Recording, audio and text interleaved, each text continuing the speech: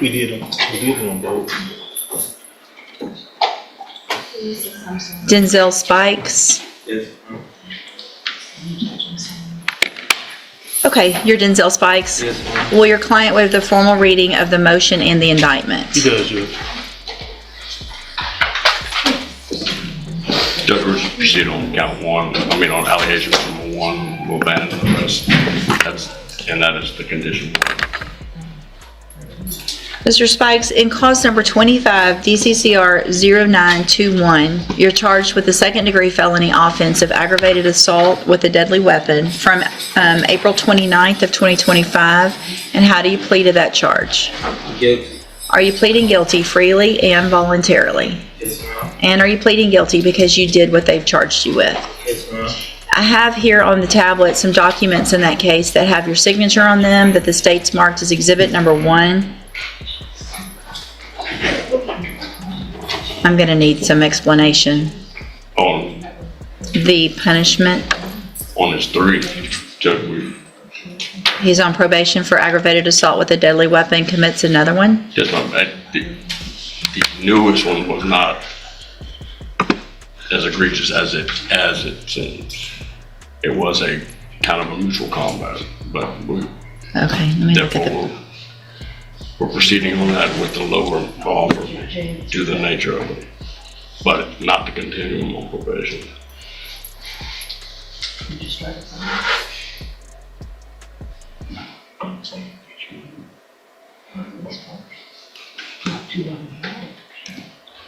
Okay, give me a second.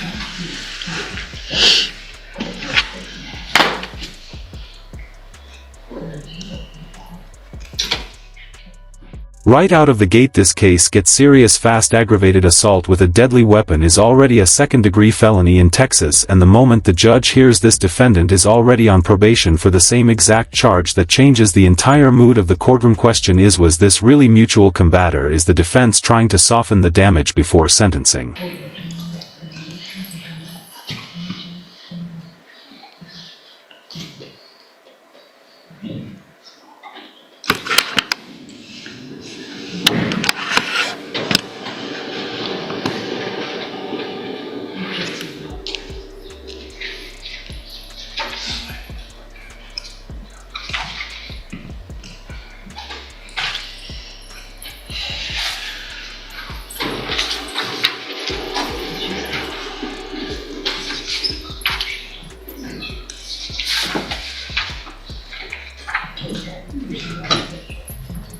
So give me just a second, I'm going through a couple things. Okay.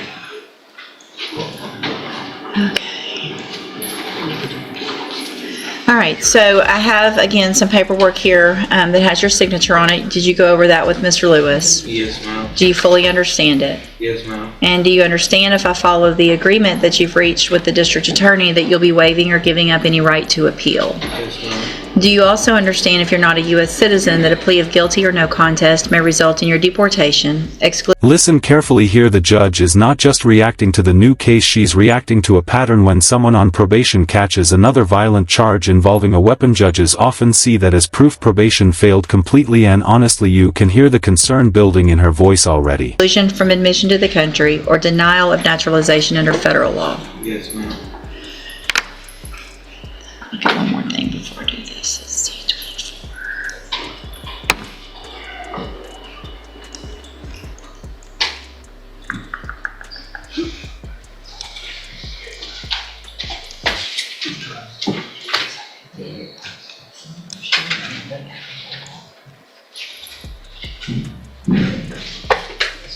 I'm printing something.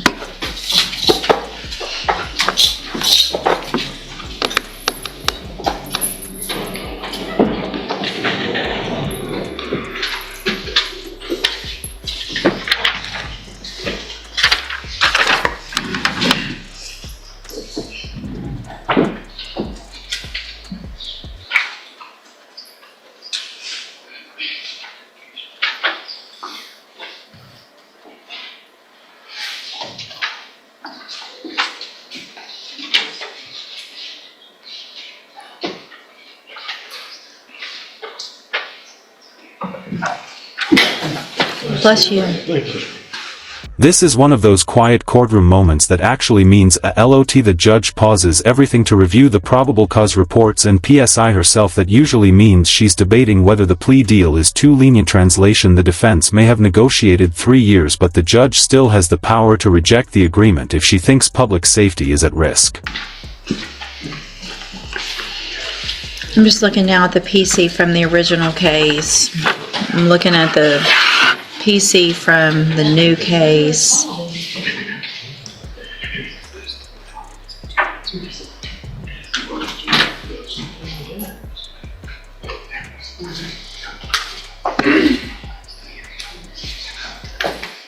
me see if I can go back.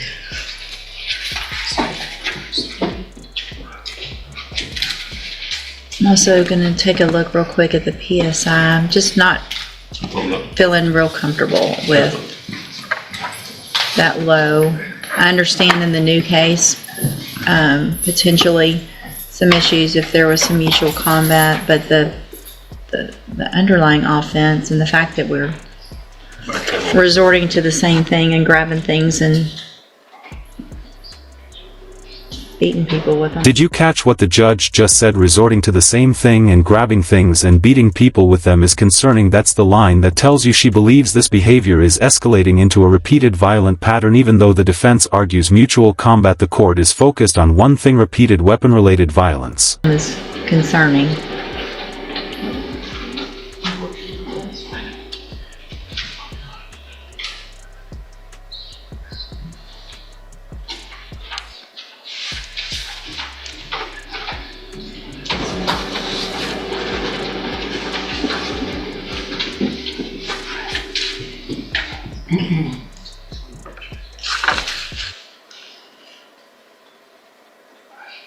No criminal history.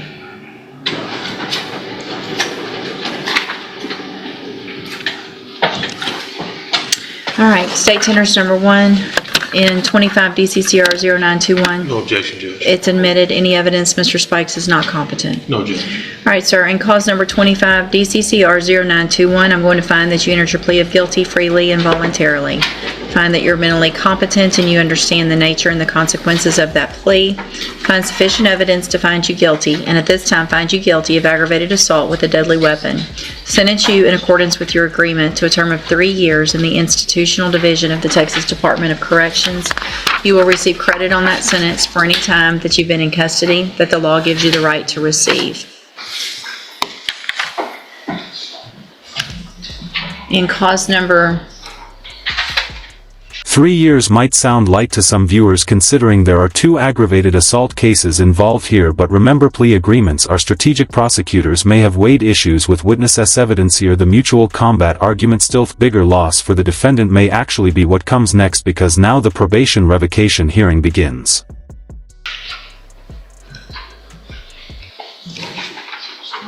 '24 DCCR 1642.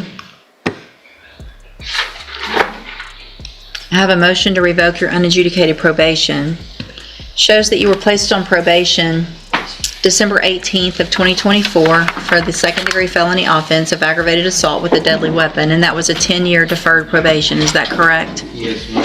It alleges, and the state's elected to proceed on count 1 only. It alleges that you committed the new offense of aggravated assault that we just, with a deadly weapon, the one that we just went through, April 29th of 2025. And is that true or not true? True. Did you enter your plea of true to count 1 freely and voluntarily? And did you plead true to that count because it's actually true? I have here on the tablet also some paperwork in that case that has your signature on it. Before you signed it, did you go over it with Mr. Lewis? Yes. Do you fully understand it? Yes, ma'am. And do you understand, again, if I follow the agreement that you've made with the district attorney, that you'll be waiving or giving up any right to appeal? State tenders number 1. No objection. It's admitted. Mr. Spikes, I'm going to find that you entered your plea of true to count 1 freely and voluntarily. Find that count true. Find sufficient evidence to find you guilty, and at this time find you guilty of aggravated assault with a deadly weapon. Sentence you in accordance with your agreement to a term of 3 years in the Institutional Division of the Texas Department of Corrections. You will receive credit on that sentence for any time that you've been in custody that the law gives you the right to receive. I am making an affirmative finding of a deadly weapon in each of these cases. I'm handing you the trial court certification in each case that shows these were agreements that I followed, and so you've waived your right to appeal. I also handed you a written admonishment regarding your ineligibility to possess a firearm or ammunition. Because of the judgment entered against you, you're ineligible under Texas law to possess a firearm or ammunition. Possession of a firearm or ammunition could lead to charges against you. Firearm is a legal term, and you should read the written admonishment I provide you to see what devices qualify as a firearm. If you have questions about the laws that make you ineligible to possess a firearm or ammunition, or about how long that lasts, you can talk with Mr. Lewis. Good luck to you, sir. You can go back with the bailiff. Thank you, ma'am, for being here. Thank you, Judge.